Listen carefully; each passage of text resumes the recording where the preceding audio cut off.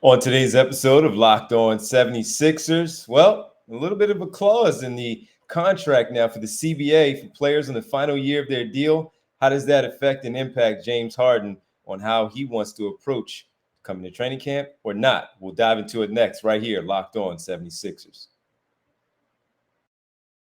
You are Locked On 76ers, your daily Philadelphia 76ers podcast. Part of the Locked On Podcast Network. Your team every day.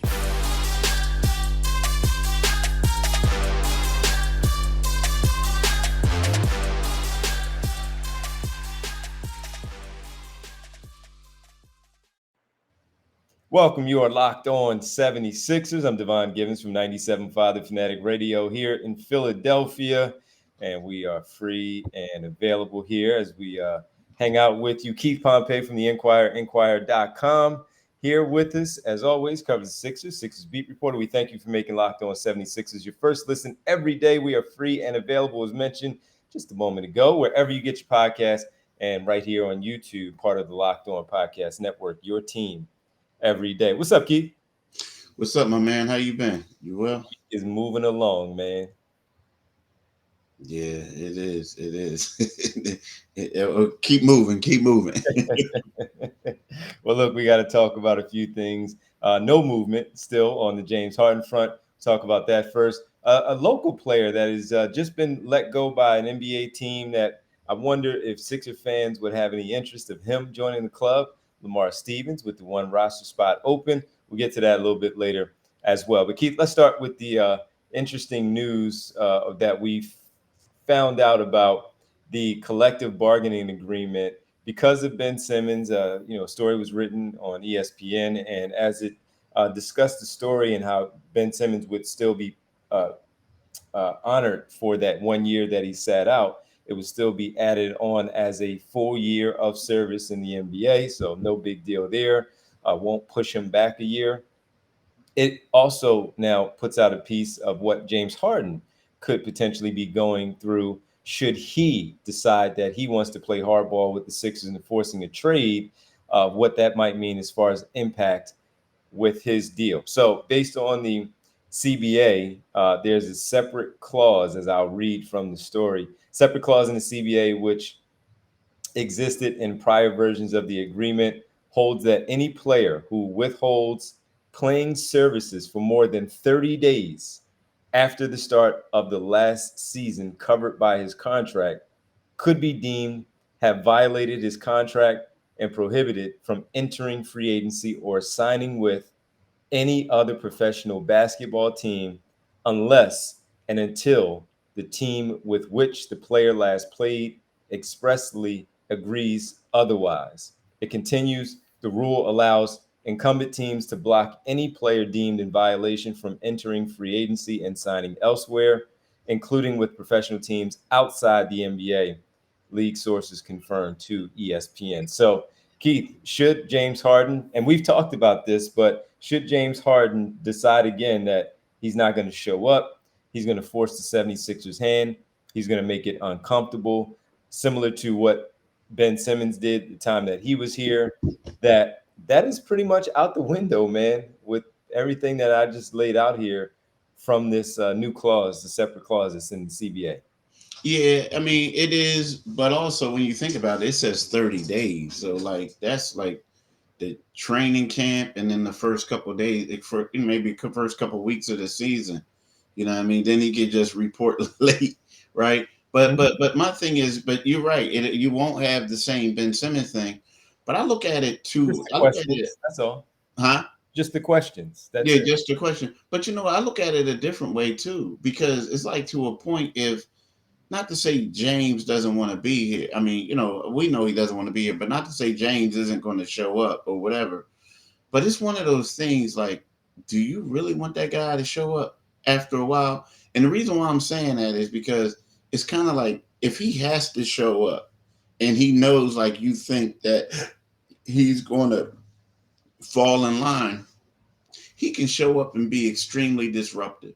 Like, okay, I'm gonna play, but my hamstring hurt, or my back hurts, or Guess what? I'm not giving an optimal. I'm not playing as hard. I'm starting fights and arguments and stuff like in practice, like pulling a Jimmy Butler. Remember when Jimmy Butler wanted out of Minnesota? So it's kind of like one of those things where, yes, this rule. I don't. This rule is something that's going to be strict for him, but don't think the player is going to show up and not have his own plan on how he's going to get out of here. You know what I mean? So it's different, but believe me, guys want to get out, they're going to get out. Yeah, and he'll try. And again, we understand that.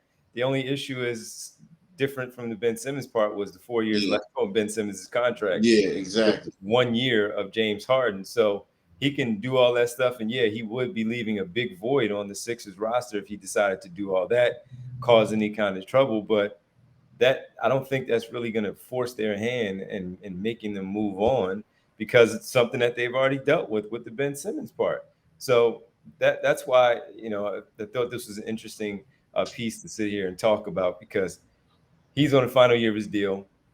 And while it seems like the Clippers as his destination is the spot that he would like to go to, and maybe there's some mutual interest there, if you act this way on the final year of your deal as a 34, 35-year-old player, that doesn't necessarily mean you're going to get the contract that you think you're going to get from another spot. Yeah, I agree. But the crazy part is, what does this say that you got to come up with a rule like this? Like, you know what I mean? It's like, yo, it's crazy, man. Like think about it. They said that players can no longer ask to be traded. Right? Remember they came out with that? Like, you can't do that anymore. Dame and James asked to be traded. You know what I mean? Like, right. We're going to fine them.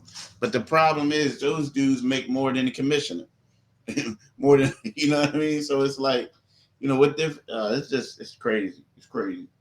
Yeah, it is, man. But hey, this is the world we live in. First of all, I mean, this is something that's negotiated between the Players Association and the league. So it's not as if this wasn't discussed between the two parties to try to figure out and find out how to go about business here with this one. So very interesting. Something, of course, that we'll keep our eye on if he is in fact here at the start of training camp and those 30 days do come into play. On the other side, though, somebody that could fill the roster, potentially one roster spot open for the 76ers, and Lamar Stevens, local product here in Philadelphia, played at Penn State, of course, Roman product here, also with the Cleveland Cavaliers, traded to the San Antonio Spurs on draft night, I believe it was. And with that trade, San Antonio has since released him. Could or should the 76ers inquire about his services? About that, hey, let's talk about it next right here on the other side, Locked On 76ers. Let's talk to you guys about FanDuel, right? FanDuel. We're in the swing of baseball season. So take your first swing at betting MLB on FanDuel and get 10 times your first bet amount in bonus bets up to $200. That's right. Just bet $20 and you'll land $200 in bonus bets, win or lose. That's $200 you can spend betting everything from the money line to the over-under to who you think is going to get the first home run, right? That's $200. I'm telling you, man, that's a lot of money.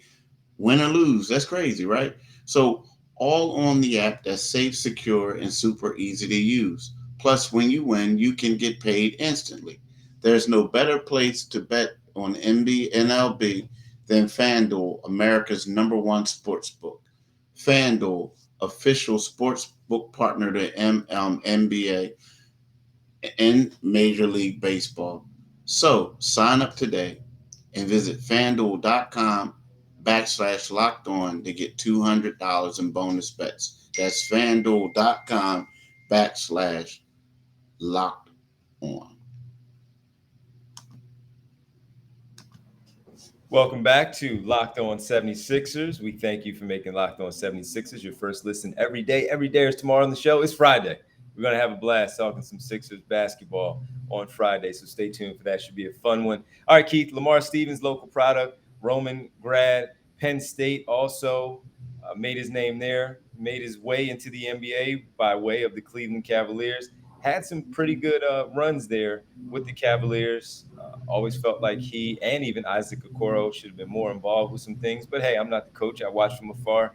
I don't know what's going on there. But he was traded to the San Antonio Spurs. The Spurs have since a couple of days ago waived Lamar Stevens. So with that, Keith, I was just simply asking you, the listeners out there, the viewers, if you would have any interest in Lamar Stevens, a wing, versatile, tough. We know can play multiple positions defensively.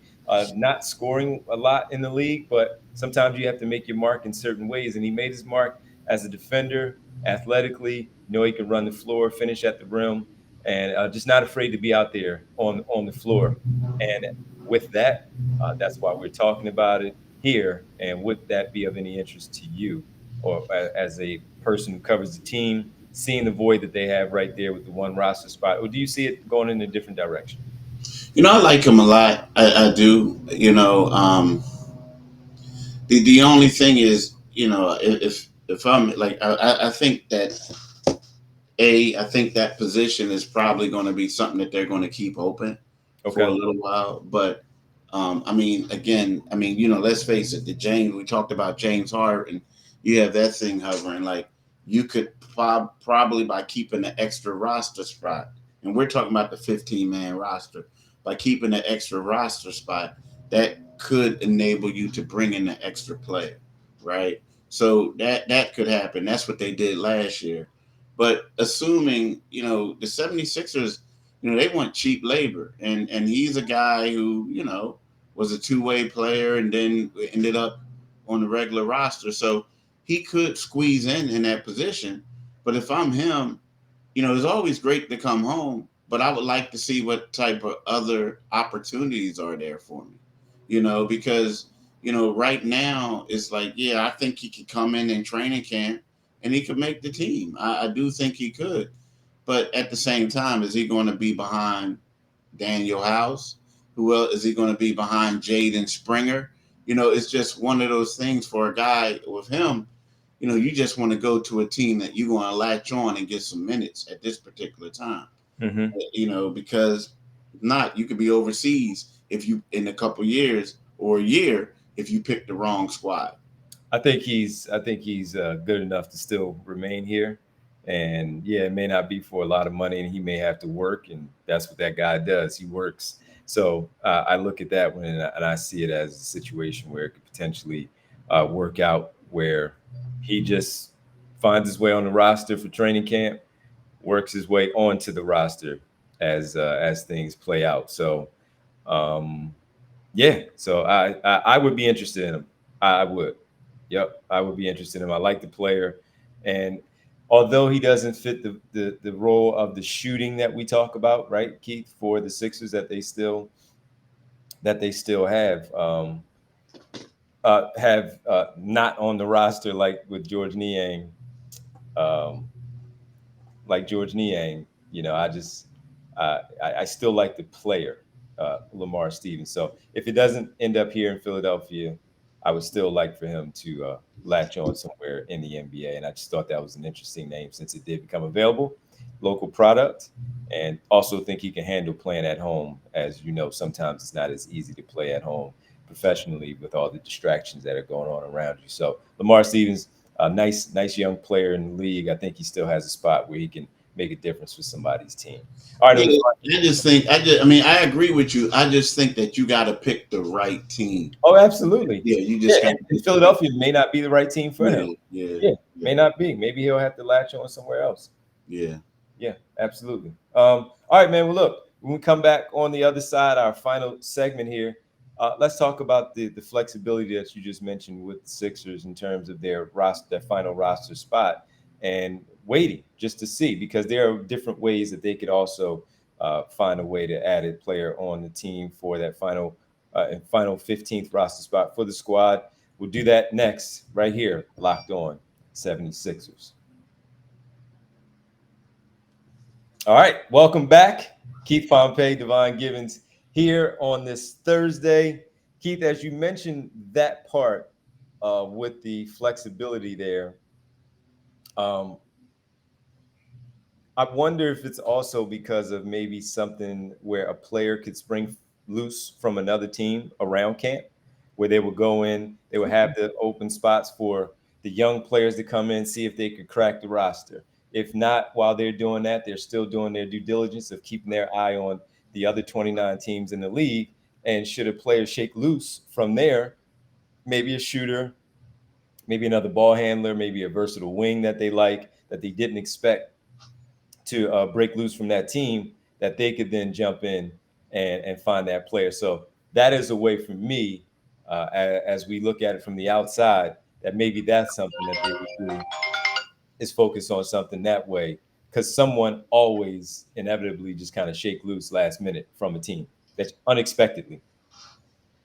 Yeah, that's true. And then and I think I think there's a lot of that. I think there's a lot of that like going on. It could be that, it could be everything. I just think it's a matter of keeping your options open. If that makes sense to you. You know Yeah, what I mean? That's what I think it is. Is a matter of keeping your options open. You know what I mean? Um, that's exactly what I think, because it could be another guy, it could be, and a lot of different things. But yeah, you just want to keep that extra roster spot, because let's face it, they're trying to make a trade. So you don't you right. just want to be as flexible as you can be. And You all know that what I stuff mean? is just holding everything up Yep. Yep. with this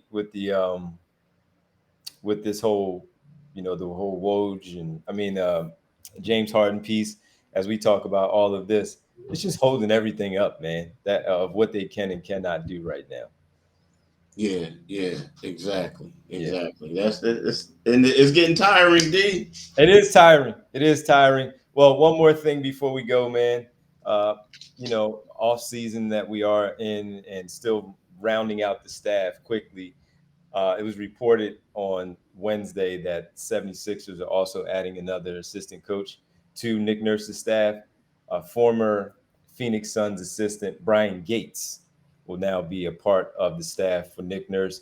He originally accepted a position with Jason Kidd's staff with the Dallas Mavericks. They let him out as he is now joining Nick Nurse's staff. Know a little bit about him just from being in Phoenix and paying attention to Phoenix for the first 4 years of Monty Williams's era as the coach, or the 3 years that Monty Williams was there, while we paid attention to him closely. And he was on the staff. Seems like he was a good coach, and I'm very interested, as this whole thing rounds out with the staff, Keith, of finding out whose responsibilities are what. There are no huge names on, you know what I mean, like Dave Yeager Yeah. and stuff like that. There are no huge names. Sam Cassell, unless you want to say Bobby Jackson, Sam Cassell, name value wise, is big enough, but no big names there. Just simple, real good basketball people on the staff for Nick Nurse. And again, I'm just very curious to see whose responsibility will be what once we figure out the final staff overall. You figure now it's Doug West, Bobby Jackson, Rico Hines, now James. And did I miss anyone as Well, far he as hired a couple coaches, a couple guys like part of their player development. They're assistants, but they're like more player development. They're not like the young intern type, but they're dealing with player development. So he has a group. But yeah, you're right. Like, I think we're waiting to see what these people are going to do. Like, I think Bobby Jackson is a low key great hire. I think that he's the type of guy that in a couple of years, Nick could mess around and lose him to get his own head coaching job. You know what I mean? I think he could be that guy. But yeah, for the most part, a lot of these guys are people who Nick had relationships with in the past. Like Doug West, like Rico Hines, guys like that, guys he feels familiar with, comfortable with. Um, but yeah, like it's not like when Doc came in, we knew, oh man, he's going after this guy. But at the same time, you can look at it two different ways. some people are like, yo, why y'all keep recycling these coaches? And then other ones like, here's a guy, he has he had success with these guys in the G League. They know his system, so they're going to teach his system the way that he wants. So you know what I mean? It's one of those. But I do think that Bobby Jackson, in a couple years, like he's going to be an NBA head coach. Oh, okay. All right. Yeah. So, um, listen, man, that is it's all starting to round up. We haven't got a full complete list yet, but I'm sure we will soon at some point, and we'll find out, of course, before training camp gets underway. All right, Keith, we got to thank everybody for making Locked On 76ers your first listen every day. Every day is tomorrow on the show, our final show of the week. So make sure you tune in for us, as we'll have more Sixers conversation for you here on Locked On 76ers. Keith, do you mind letting the good folks know where they can find us? Yes, you can get this podcast wherever you get your podcasts at, and it's free and available. You can also get our go to us on YouTube, go to the YouTube channel, and click on the Liberty Bell. And once you do that, you become a new subscriber, and you get notifications wherever we have like a updated podcast. Also, you make sure you go to 97.5 FM tonight from 7 to 10 and listen to the Divine Giving Show. That's right. D is going to be on there from 7 to 10 tonight. And then also follow D on Twitter at DivineG975, right? Follow me on Twitter at Pompey on Sixers, and you can give the Sixers coverage a read on Enquire.com.